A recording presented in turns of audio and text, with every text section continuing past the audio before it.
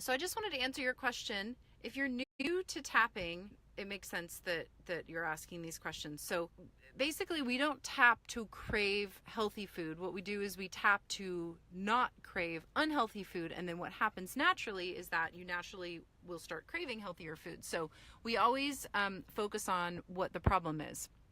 So it sounds like to me that you might have more emotional hunger than craving hunger, but I would try it. So, you know, you have to look at this like an experiment, okay? The experiment is ball of light going to work for this, or is this emotional eating? And sometimes you don't know until you just try it. So, like for instance, let's take the French fries. I would start with the ball of light on that, and what you want to do is you want to get yourself down to a 0, so to the point where you don't want the French fries anymore. This doesn't mean you'll never eat French fries ever again. What it will do is it'll make you not feel that bang, I need to have French fries, and that like emotional hunger, like, oh, I really need French fries, I can't live without them.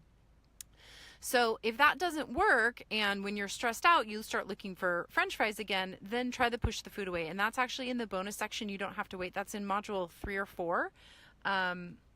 But so you don't have to wait for that. There's actually a class and an audio with me walking you through that. That is in the bonus section. So that'll be in there.